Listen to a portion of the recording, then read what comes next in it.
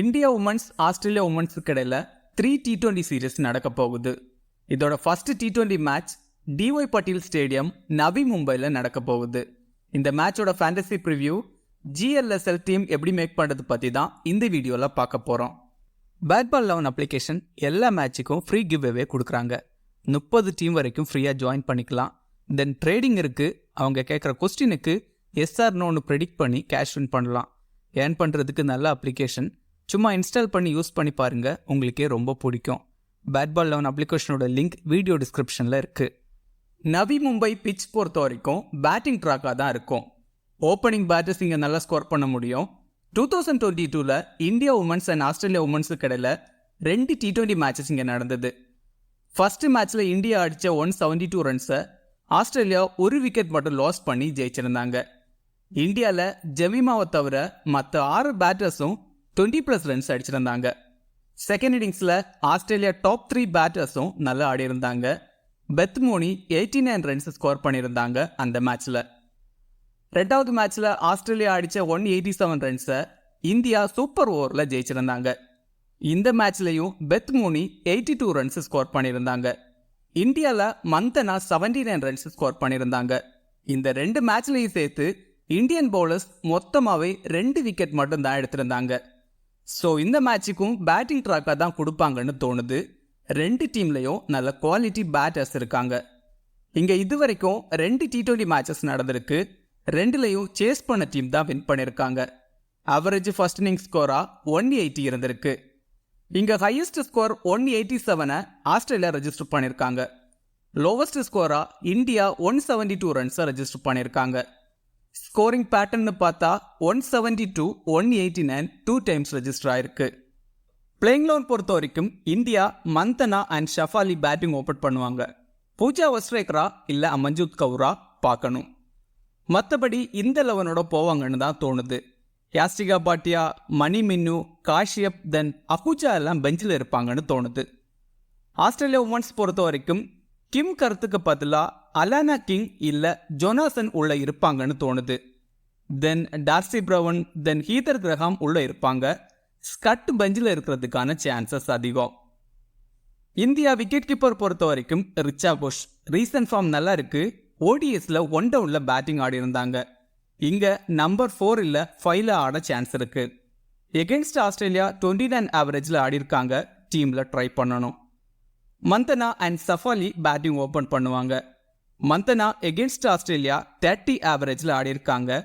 இந்த வென்யூவில் 2 இன்னிங்ஸில் 107 runs score பண்ணியிருக்காங்க. டீமில் ட்ரை பண்ணணும். ஷஃபாலி ரீசன்ட் ஃபார்ம் கிரேட்டாக இல்லை, குயிக்காக ரன்ஸ் அடிக்கக்கூடிய player.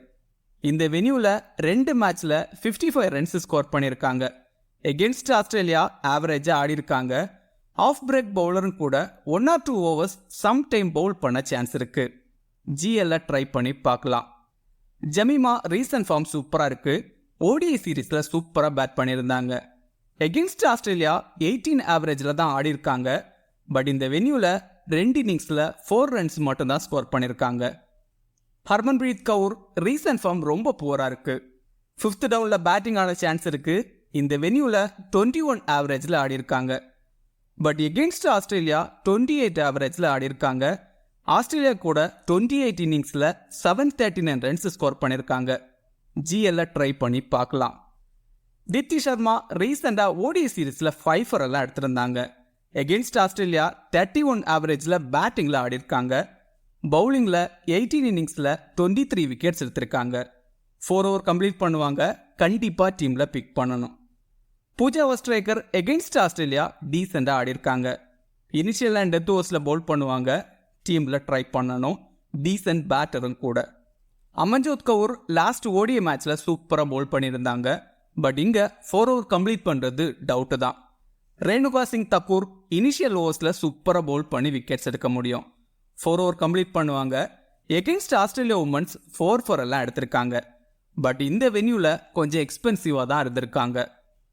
சைகா Ishaque left arm orthodox bowler, Mumbai Indians player. இந்த வென்யூவில் உமன்ஸ் IPL 6 மேட்ச்சில் 10 விக்கெட் எடுத்திருக்காங்க. டீமில் ட்ரை பண்ணி பார்க்கலாம், எஃபெக்டிவாக இருக்க முடியும்.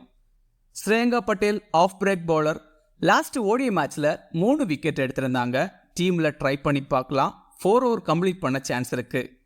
சாது ரீசெண்டாக ஏஷியன் கேம்ஸ் ஃபைனலில் எகென்ஸ்ட் ஸ்ரீலங்கா 3 விக்கெட் எடுத்திருந்தாங்க. டெத் ஓவர்ஸில் பவுல் பண்ண சான்ஸ் இருக்கு. 4 ஓவர் கம்ப்ளீட் பண்ணுவாங்கன்னு தோணுது. ஆஸ்திரேலியா விக்கெட் கீப்பர் பொறுத்த வரைக்கும் அலிசா ஹீலி அண்ட் பெத் மோனி 2 பேரும் தான் பேட்டிங் ஓப்பன் பண்ணுவாங்கன்னு தோணுது.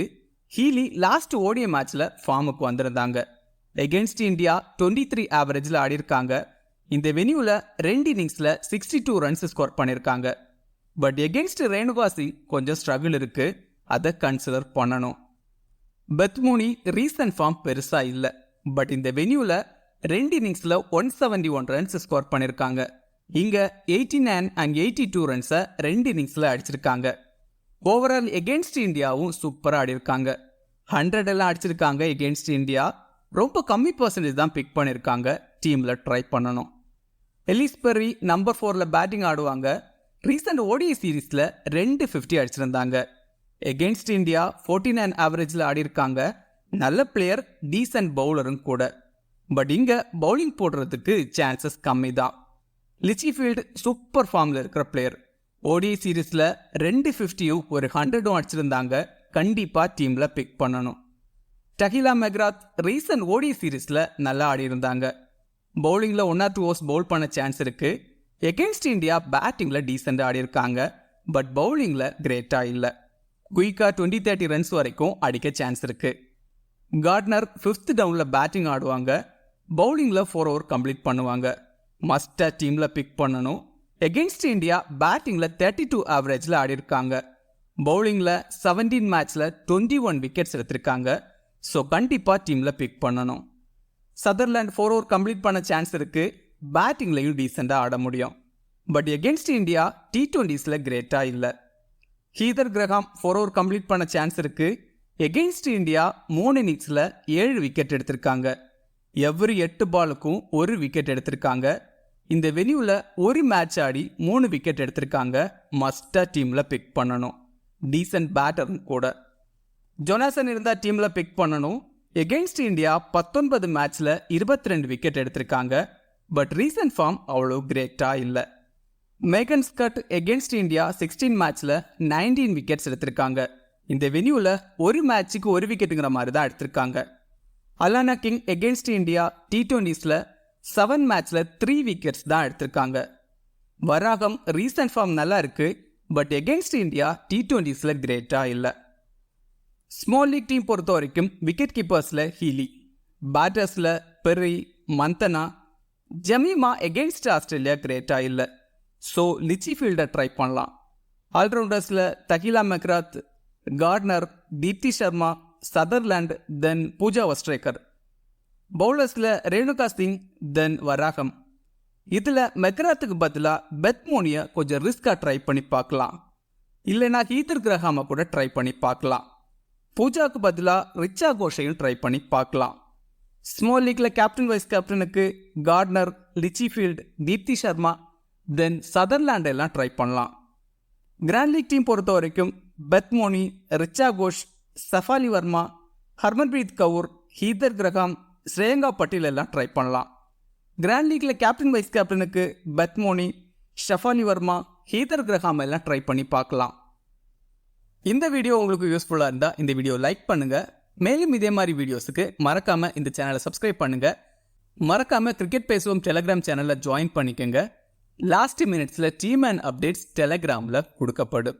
டெலகிராம் சேனலோட லிங்க் கீழே டிஸ்கிரிப்ஷனில் இருக்குது. மிக்க நன்றி.